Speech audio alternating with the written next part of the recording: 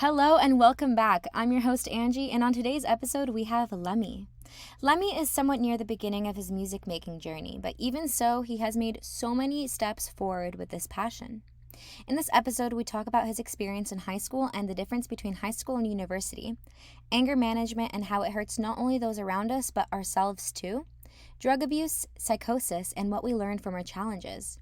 We then move on to discussing solitude and turning to music as a way to turn inwards, but contrasting that with making sure that music is not used as a means to escape life all the time. Lemmy's passion for music resonates through his resilience to get back up and try again, approaching his style in so many different ways throughout so many different experiences. You can find Lemmy's music on most streaming platforms, including Spotify, by searching his name the way that you see it in this episode. Enjoy! Yeah, no, I specialized in school, high school. High school. Nice. Yeah. Well, tell me about that. Let's dive right in. First All of all, right. do you prefer that I call you Lemmy? Yeah. Cool. Yeah, but with the whole school thing, to go back to your question, Mhm. so yeah, looking back, it went by a lot quicker than I thought, like when you're in the middle of the high school, you're like, this shit sucks. Like this is going on for too long. And then you get to like where I'm at now, where I literally have like a week and a half left. I have another 3 days. Looking back now, it's something else how fast that time went. Oh, You're yeah. like, fuck, 4 years already. Jesus Christ. Yeah. It, Like, it honestly does fly by extremely yeah, fast. But also, my friend and I were walking today. We were actually taking graduation pictures today for my university graduation. that's awesome. And we're like talking about how difficult high school life actually is. Like university is just so many different people. You find your Hmm. people. If you don't go to university, you go to college. If you don't go to college, you go into the workforce and, you figure it out. You're kind of like Yeah. free to do whatever you want. But in high school, it's crazy. You're in school for 8 hours, back to back classes, same thing every single day on repeat with like an hour break. And that's like tedious. That's kind of crazy to think about that. Like Yeah. you're stuck in school every single day, doing the same thing Why? over and over with no choice. Well, in university, you probably can, on your little lunch, and well, you guys have more time. Well, there's a lot of time. I mean, in university, Hmm. it was like, some days you wouldn't even have classes depending on how you make your schedule. Yeah.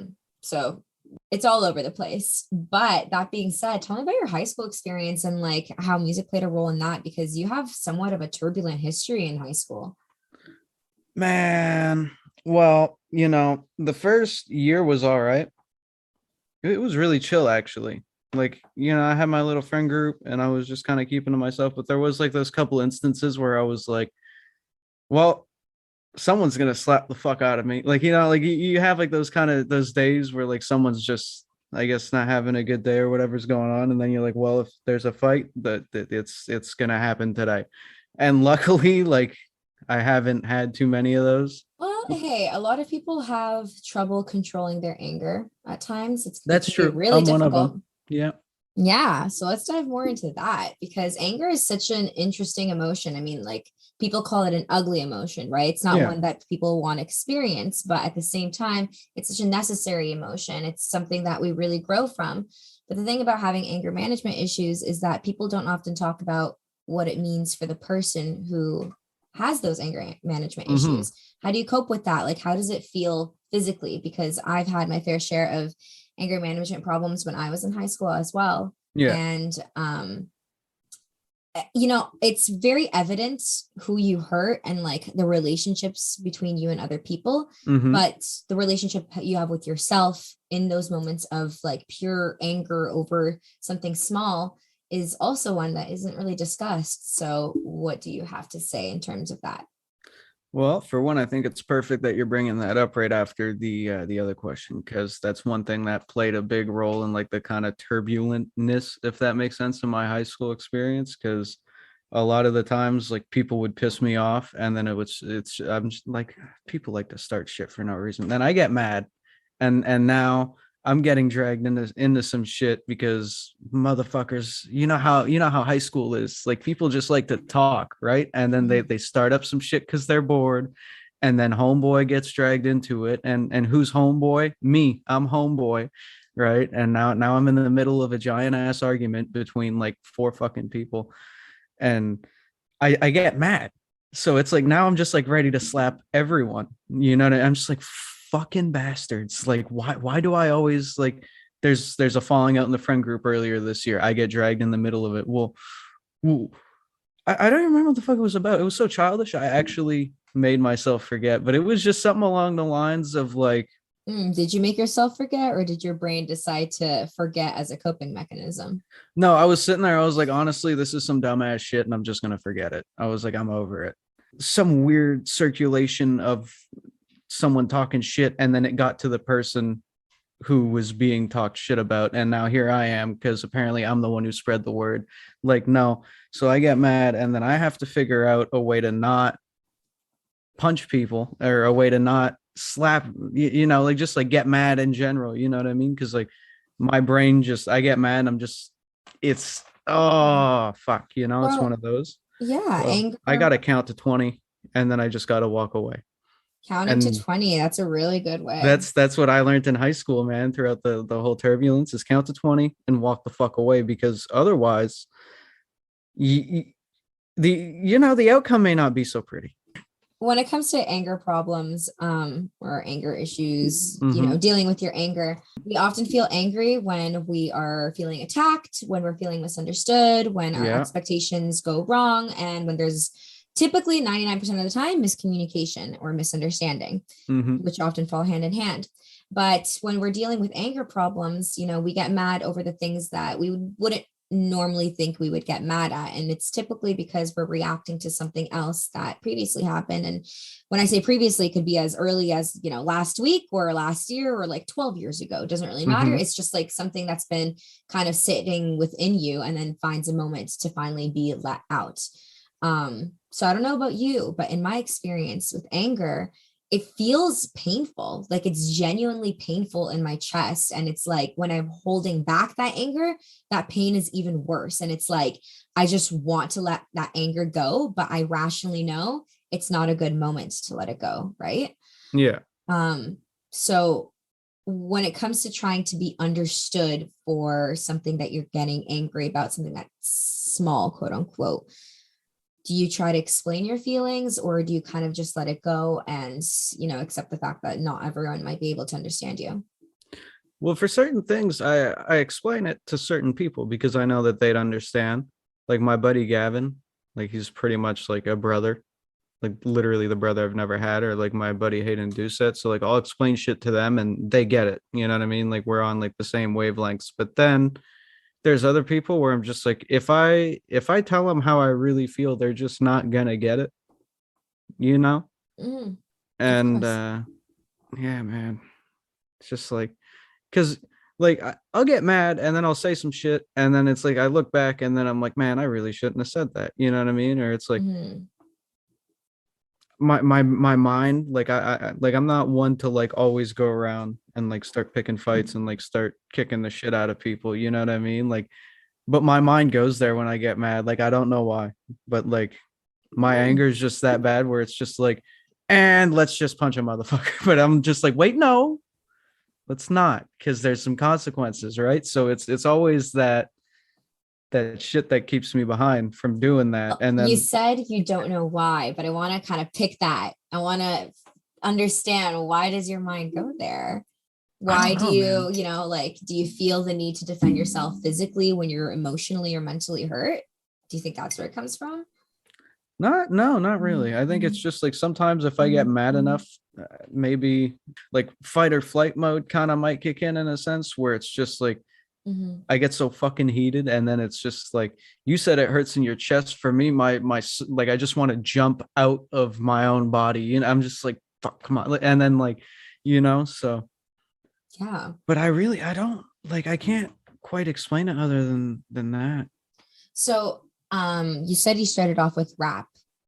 Yeah. Do you think that your anger played a role in your rap music or your current music? Like, is that how you express yourself in those More moments of like frustration? more the current music, because with the whole rap thing, I was like in 7th grade and like half fucking depressed. And I was like, I like Lil Peep, so I'm just, you know. And then Lil Skies came out and fucking X and all them. So I was like, all right, like this is like a good, like these guys are actually like pretty good. You know what I mean? It's not like Lil Pump, like just like fucking Gucci Gang over and over again. So I was kind of like aiming for that, but there was no anger involved really, although I did like the heavier stuff. But now that I make more like punk and grunge and heavy metal and all that kind of shit, it's a lot easier to kind of get that anger out through that now compared to Mm. before, because before it was like slower, like softer kind of melodies, and now I'm just fucking screaming. Mm. Just Well, like, the screaming does actually help a lot. I mean, oh I yeah. listen to some really angry music sometimes, and it makes you Hmm. feel like, like you're understood, other Yeah, people feel that way as well. So it that's definitely what's makes great about sense. music. That's how you get a connection to an artist as well, is that Yeah. they'll it's like you listen to a song and you're like, the fucker wrote about me and he doesn't even know it. Like, you know what I mean? Like you read the lyrics, you're like, man, I'm living that. Hell yeah. So Which reminds me, so your sound has clearly changed so much throughout your experience, like you started with rap and now you're into like more punk and stuff. You said that you mentioned to me earlier that you found your sound. Did you? kinda, because I'm still evolving. Mm, But I know what I want. Like mentally, I have found the sound. I just need to find a way to get there. But yeah. I hear it, man. Like now Is I there a could, there though? Because I don't think there's really a destination in music. I don't even think there's a location in music. It's just like, maybe not in music, but I'll tell you what, I know where the sound is gonna go and how it's gonna sound in a couple years from now. And that's what I'm yeah. talking about. Because I just, there's so much different music that I like, that I feel like some of it is mainstream and some of it is really underground. By example, a band called Earwig. Not many people have heard of them at all, actually. If someone out there is watching and they've heard of Earwig, they, you know, the song Drag and 19 and Dress. You know what the fuck I'm talking about? I like you, man. You're good. But shit, like I want to mix everything, but there's a way that I want it to sound to where you're like, fuck, it's so original. You can't really tell what the influence is because it's just like so much, and it's so out there. You know what I mean? Mhm. Like, When you're thinking of the next steps in music, sure, you can think of the next steps. I wouldn't say it's a destination, but where you are now is also a very great destination. I mean, like you've come so far. within just a year, yeah. Yeah. If Yeah. have you checked out the Suicidal Dream EP? That's the Yeah, one that's I on YouTube. That was the first one that I had dropped. I checked out your SoundCloud stuff. Okay. So if if you go on YouTube and you check out the Suicidal Dream EP, you get to hear my very first single, which is All Right. It's not, Is that what it's called, or are you saying no, it's just no, all right? it's just All Right. But you see the evolution though. You go from that to But music the is so album, and subjective. Like it's all right for you, but I bet you there's someone out there who thinks that that is the best piece of music that you own, maybe. But you know? for me it's about kind of like the lyrics that I had wrote, and if I think they'll hold the test of time, because that's what I want to make. I want to make timeless music. I want it to hold the test of time. The same way that when you listen to a Led Zeppelin song from 50 years ago, it still holds up. You're like, what the fuck? Like, this is better than half of the shit that's on the radio right now. Like, some of it Mhm. is still good, but there's a lot of music that you're just like, we could replace this with some songs from 50 years ago. Like, why don't we just do it? So for me, it's like when I look back at some of the lyrics I've written, sometimes I'm like, fuck, I wish I would have just spent like another week working on that. Like just so that way there, like I could be more content with it. And it's Mhm. less embarrassing when someone else hears it and they're like, really, that this is what you dropped? And I'm like, this is the first fucking project.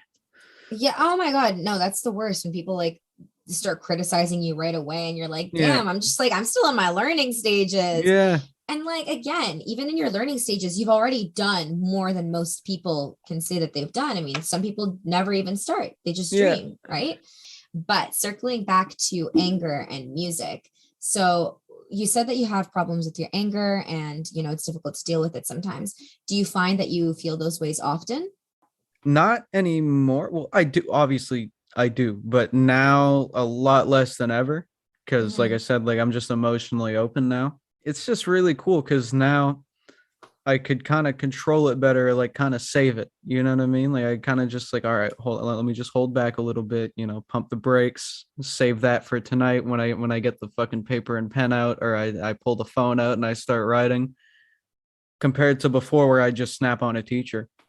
You know what I mean? Because like that's how it was for me so far in high school. Was this year was really chill, and then 11th grade was, well, that's when I got jumped, but it was still pretty chill. Like it wasn't too bad, like with the teachers. And then 10th grade, I was a fucking dickhead, and ninth grade, I was a dickhead again.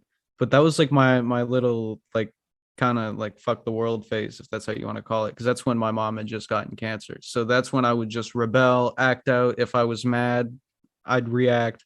Now I kind of know how to cope with my shit a little bit better, and it's a little bit less overwhelming, so I could just, like I said, kind of pump the brakes a little bit, save the anger for when I'm going to need it, which is when I'm writing and screaming.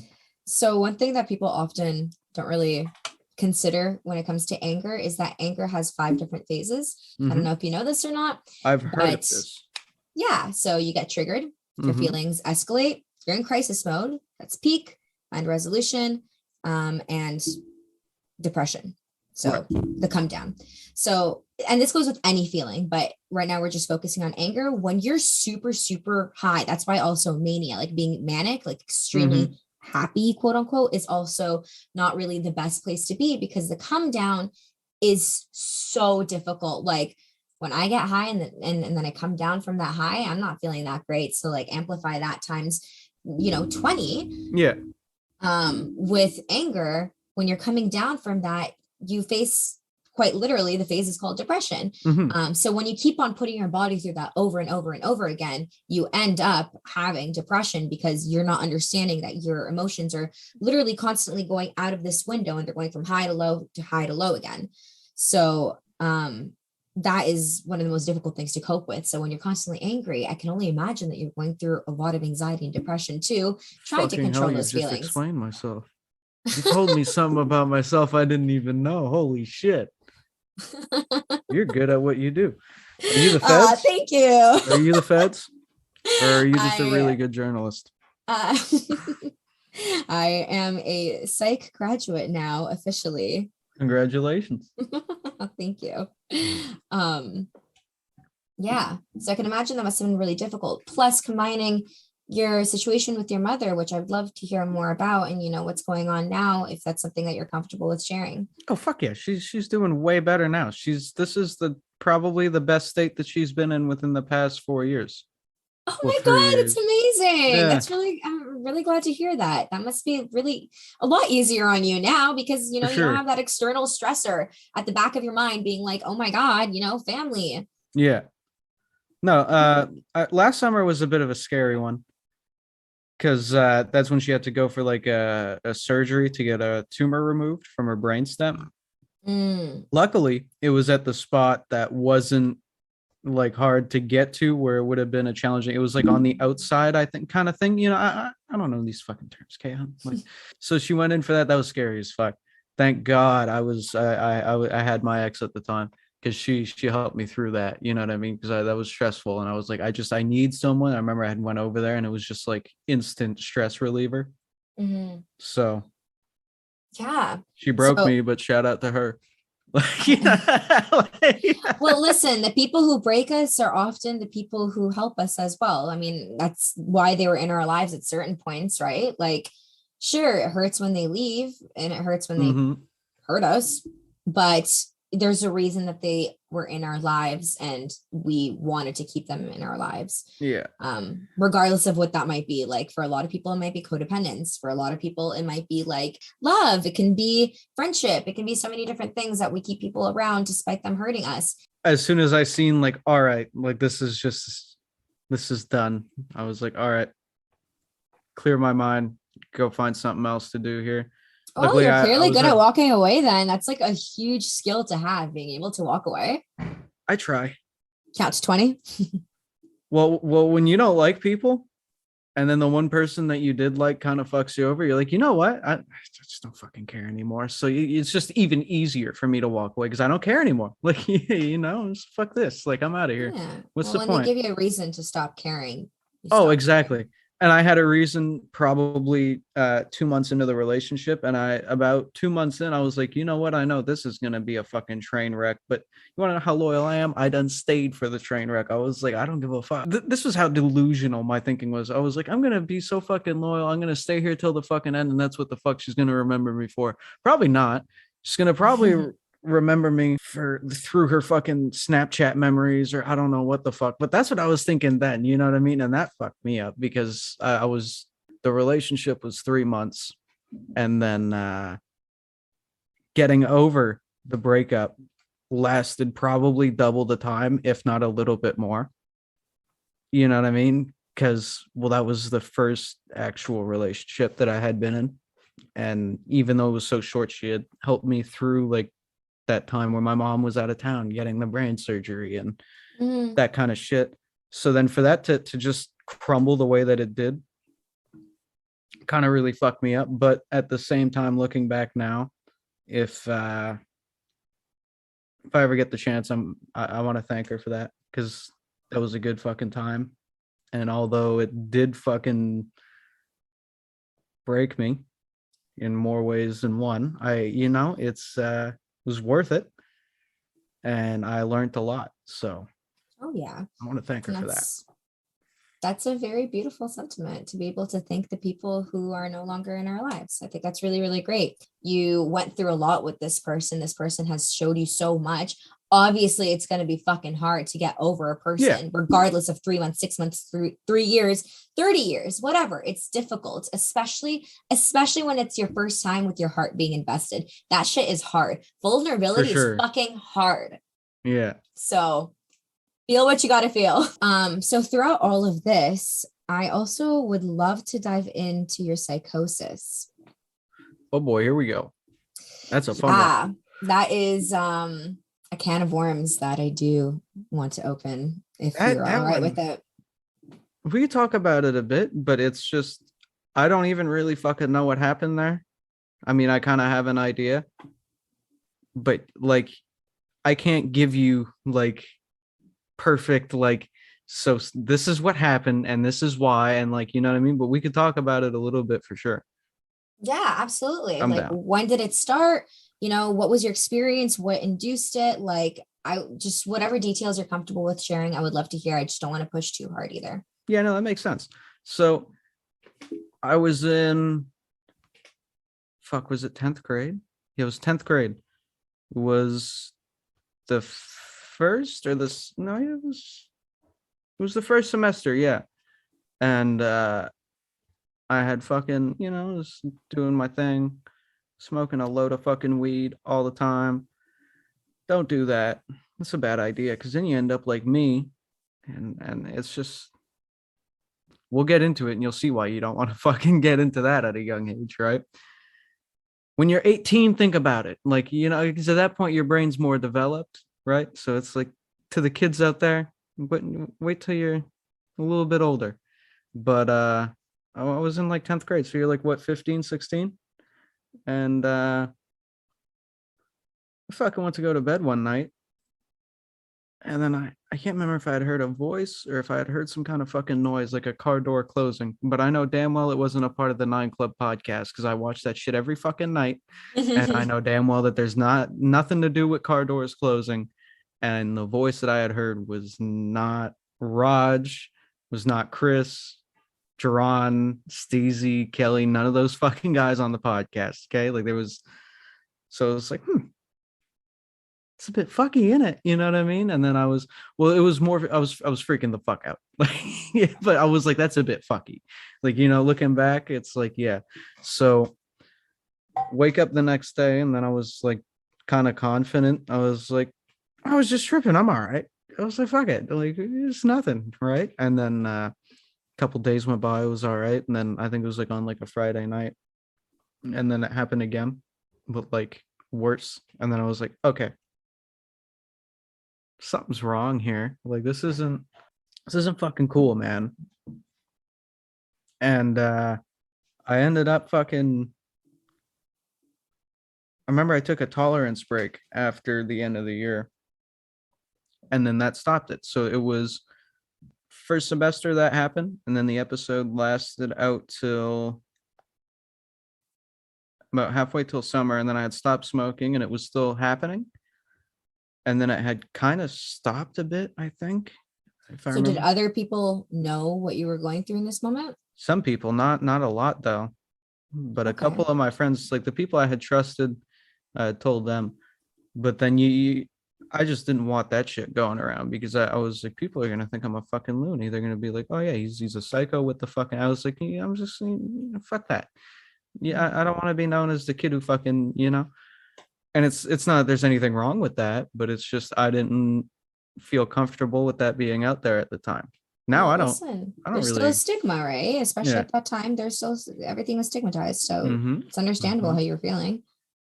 So took my little tea break, and then that's the thing that was weird, is that it only happened through weed, but I guess it's because the shit was probably super strong, and then I was super young, and I had started really young too. I was like 12 years old the first time. So don't do that. It's not a good idea, kids. Fucking man, but you live and you learn though. And then it started happening again a little bit on and off throughout 11th grade. So like at the end of 10th grade happened, tea break during the summer, come back for 11th grade, start smoking again, everything's fine. And then towards maybe halfway or towards the end of 11th grade, it started happening again. So was it just minor hallucinations? Not just, but was it minor hallucinations, or was it something more noticeable? Was it something that affected your relationships with other people, your relationship with yourself? Well, yeah, because I was going through a lot of anxiety at that point, and then I had kind of, that affects you in a certain way, or at least it did for me, to where I couldn't kind of function like calmly. Like I was like always on edge because of it. So I was kind of always mad. And then definitely affected relationships with people for sure. And the relationship with myself, well, what was left of it was fucking gone. So, there goes that. But now everything's going really good. I mean, I'm smoking again, and there's nothing wrong. But then again, I'm being a lot more careful about it. Like, I'm not like going full fucking balls to the walls like I was, right? Like, I'm kind of just like, if I can smoke a little bit here, and then I'll smoke a little bit there.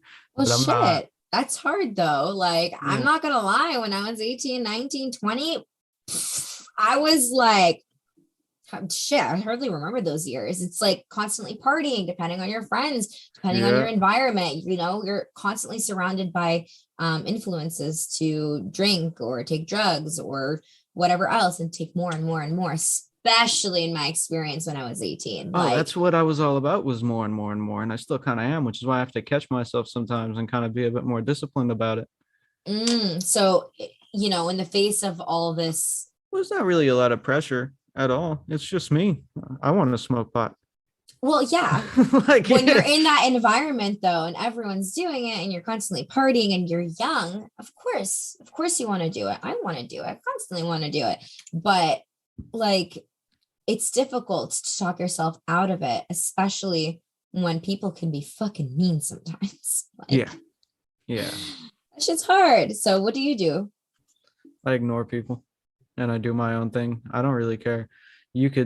I had some kid on 420. He was like, you quit. And it's one of my buddies. And I found this hilarious. He's like, you quit smoking at the wrong time, buddy. So he's like, you know what day it is today? I was like, yeah, you're getting high today because it's 420. I was like, but when I was smoking weed, buddy, 420 didn't come around once a year. It came around 200 or fucking 300, however many days there is in the year, 365, bro. Like 420 was every day. So really, I left when it was time for me to go. It was just funny to me because he, like he was kind of trying to get me to like not really smoke again, but he was trying to say like you fucked up a little bit, like you should have waited. But it was like, no, because I quit when I knew I had to stop because I realized I had a problem after 3 years of somehow, some way, miraculously not noticing I had a fucking problem.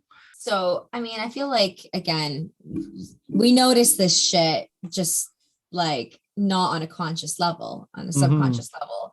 And it's projected through our relationships, through our, drug abuse, through our music, through our escapism, through our eating habits. It projects itself through so many different ways, just to avoid facing the fact that we have this problem, because the problem is with the thing that makes you feel so good. The thing that makes you feel so good also makes you feel so bad. And that is just so shitty. Can't remember who said it, but someone had a perfect quote on it. I think it might have been Rogan. He had said something along the lines of the thing is with drugs is that, now this is along the lines, okay, I read in between the lines. So he said some shit along the lines of he's like, he's like, basically a drug, what it is it's I'll give you a good time, but I'll fucking poison you at the same time. You know what I mean? Like you'll have fun, but I'll poison you, you little fucker kind of thing. So you kind of, I like weed. Weed's all I need. Like it's just, I don't want to fucking be strung out and doing heroin like half this town is, because I see how that, I don't know, I just see the consequences of that through just my town, because there's currently a big opiate cloud, kind of going over the town, if that makes any sense. And man, so it's just, I burn my God-given herbs, and then I kind of just chill the fuck out. There's a reason there's a crisis, right? Yeah. There's a reason so many people turn to drugs to deal with so much shit. Because fucking life sucks sometimes. So it makes sense to turn to drugs and alcohol to deal with that shit. So for sure, good for you for sticking with just weed. Was it difficult to start smoking weed again, to come back to it, to I got fucking annihilated. So it was fun, but it was hard because I was like, I gotta be careful now. Like I can't, you know what I mean? My buddies used to be like, you take so many big tokes, and now it's just like I'll smoke like 3 hits out of the pipe, and honestly, it's time to put it down, man. But it's been about 2-3 weeks. Yeah, 2 weeks. And my tolerance has come back very quick. So as to where before it was like a quarter, like almost half a bowl in the bong, now it's like 3/4, you know what I mean? But it's like I gotta kind of divide the bowl in two different hits. But it was easy for sure, because it was just having fun again. Like there wasn't like that paranoia or that anxiety that I was feeling a month ago when I was quitting. You know what I mean? Like it was just chill. Oh yeah. It was just. So coming back to the psychosis and music, did you ever find yourself listening to music or writing music, playing music, to cope with it? Or was this completely during your hiatus? You just like didn't want anything to do with music?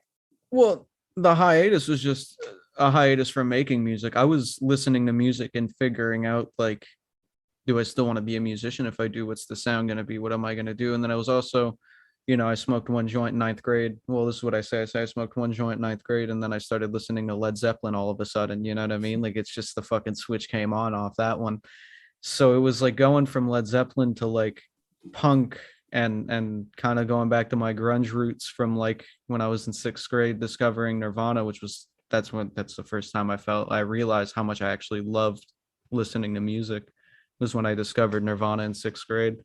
And just, yeah, man, that's what helped me get through it, and exploring new music and finding new bands. And the thing that was funny though is that I'd find a new band, and then they'd have a song title that would look somewhat like psychosis or schizophrenia, and then I wouldn't even listen to the song because of what I was going through. I was like, that's a scary thought, like just fucking look away. I was so fucking, I was like, nope, skip that song off the album. And then I come back to it now and I'm just like, fuck, why did I skip it? It's so good. I want the 10-hour loop of that song, and I never want that off a song. You know, it's like, fuck me, man. Well, dude, sometimes we just don't want to feel things, or we're not ready to feel certain things. So it makes sense that you skipped it, because I know I would skip it too.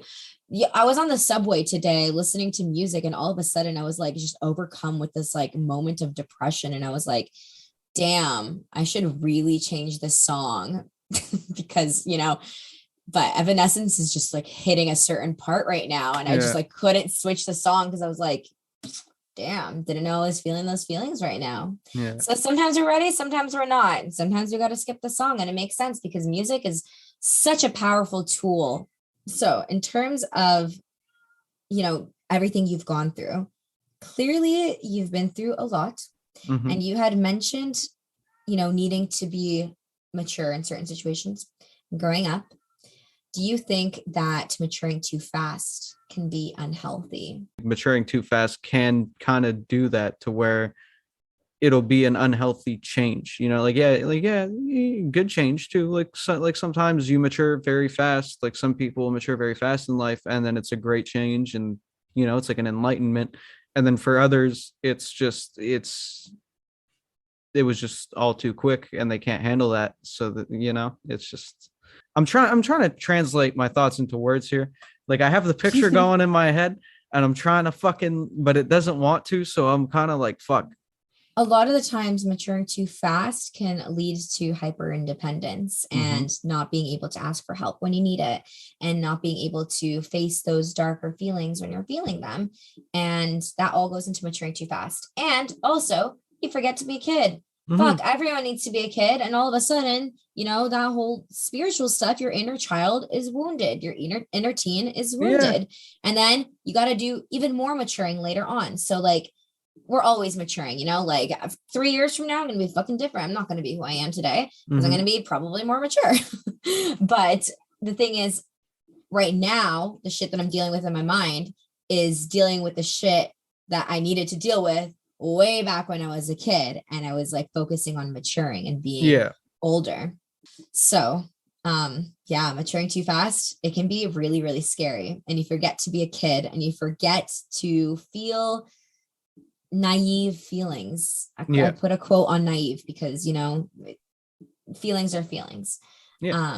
So coming back to solitude and being on your own, was it during COVID that you decided to pick music back up again? Was there something that like triggered this desire to come back to music and express yourself through music?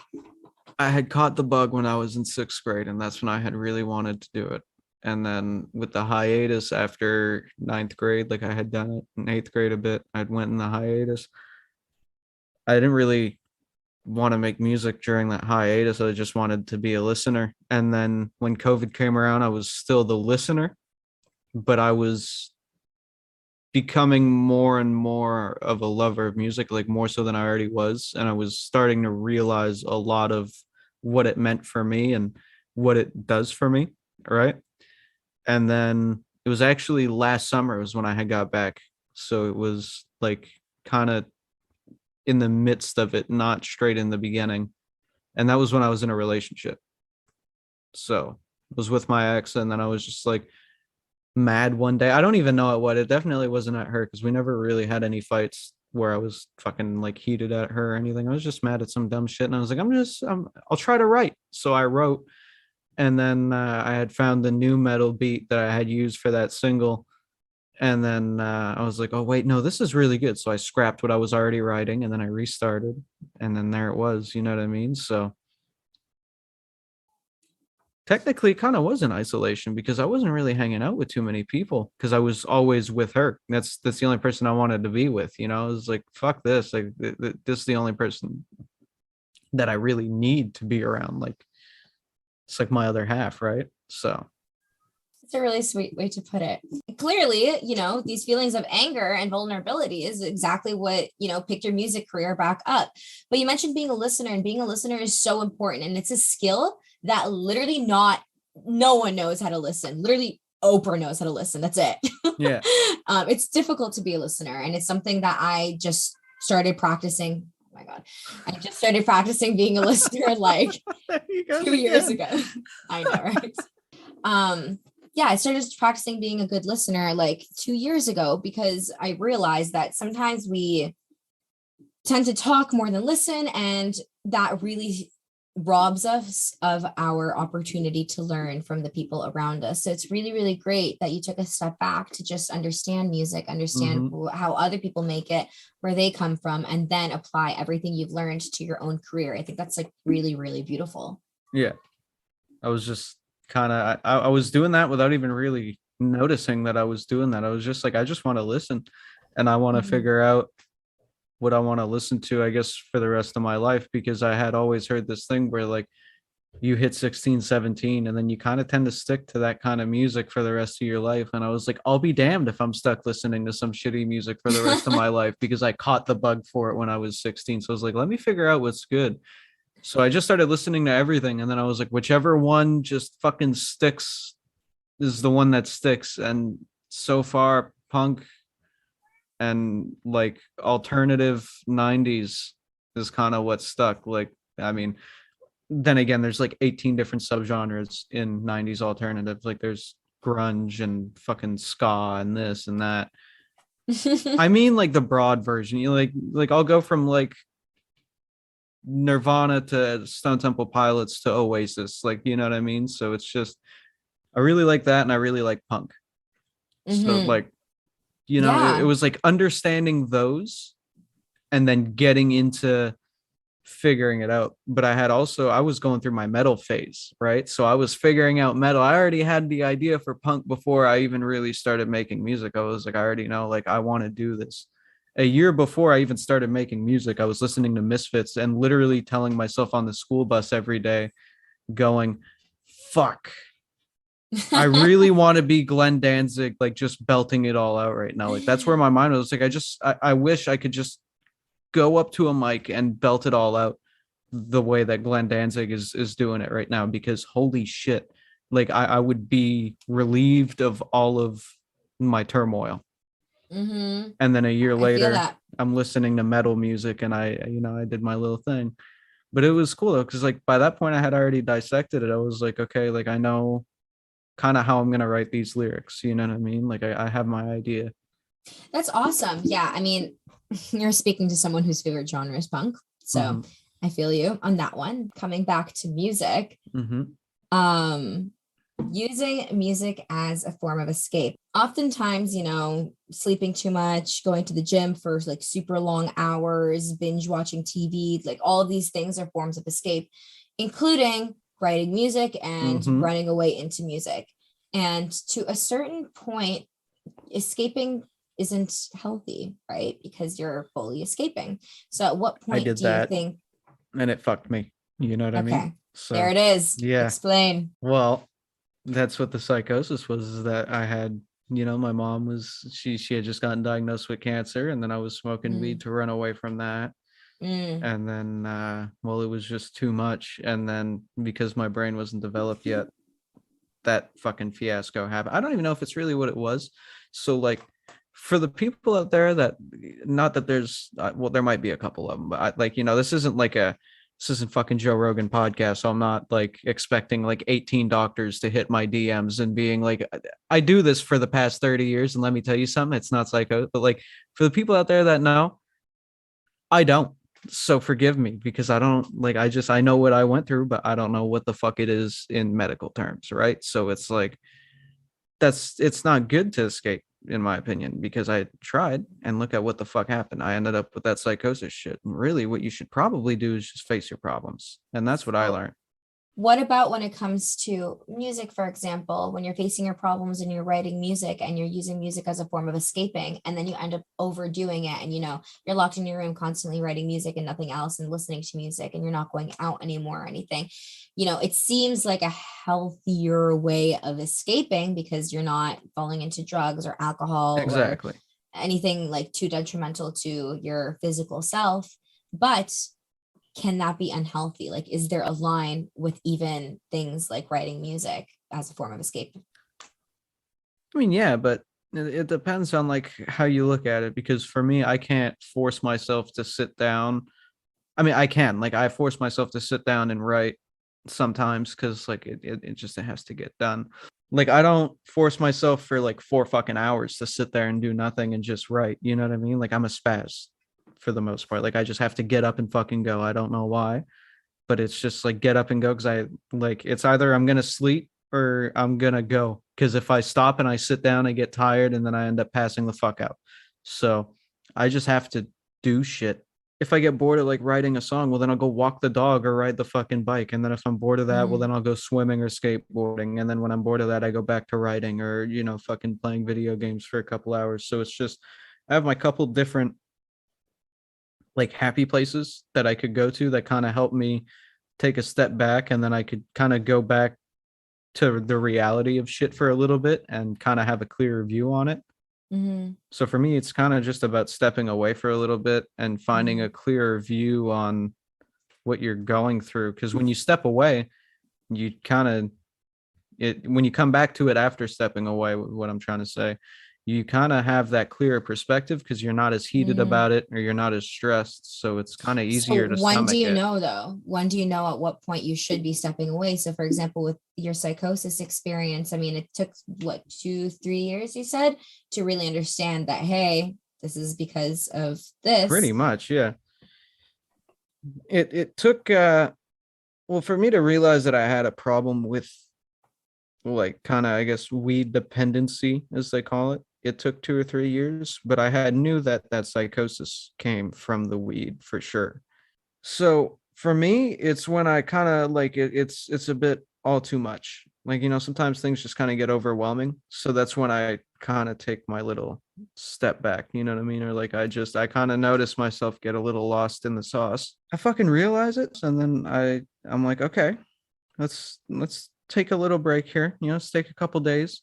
Mhm. And thanks to the psychosis issue and shit like that is where I had kind of learned that skill because Mm. that whole fucking thing was too much. So now I kind of know when it's like starting to get to that point and it's easier for me to step back. Mhm. It's familiar territory, right? Like I've lived in Yeah. it for a couple little whiles. So Yeah, this it's experience has really taught you your boundaries, eh? pretty much, yeah. That's really Uh, great. I mean, yeah. like to be able to look back at a painful experience and be like, this is what I learned from it, that takes a certain degree of emotional intelligence. So Hmm. good for you for being able to recognize just how much you grew and what you learned from an experience that might have not been as welcoming as you would have wanted it to be. Yeah. Well, especially like you're already stressed out with high school and then you start hearing fucking voices in your head. You're like, kind of, yeah. That shit's scary. That Yeah. sounds really fucking scary. I tell people it's fun now, but it really wasn't. That's like my joke. Did you end up ever going to a doctor about it? No, Would you? actually, maybe in the future if it ever like gets really bad. But that's what I had told myself. I was like, if it ever gets to a point where it's really fucking bad, I'll go see a doctor. But if I could still fucking live and it doesn't like, by example, I learned to live with it and now I'm all right. Like, you know what I mean? Like now I'm not going through it anymore either, which is weird to me because I feel like some shit like that wouldn't just magically disappear the way it did for me. But well, fucking whatever. I'm not gonna complain. Like it's good that it's gone, right? But like if it comes back and it's really fucking bad, and instead of only hearing shit, I start seeing it, well then yeah, fuck yeah, I'll go to a doctor. But for right now, I'm So good. can I ask why you decided not to in those 3 years? I just said no. You just said I don't mean to give like a valid. shitty answer, but I was just like, I'm good. I wanted to. I think I had told my mom, I was like, I think I might want to go, but I'm not sure. So I'll let you know what I mean? And then I just ended up Yeah. saying, fuck it, I'll be all right. Yeah. Yeah. I mean, that's not a shitty answer. That's a valid answer. Okay. Well, with that being said, I'm going to wrap up. I know that I can be a little like brain pokey. So thank you for bearing with me. But it was lovely chatting with you. For Thank you so much sure. for being here. Yes. Thanks for everything, man. This was fun.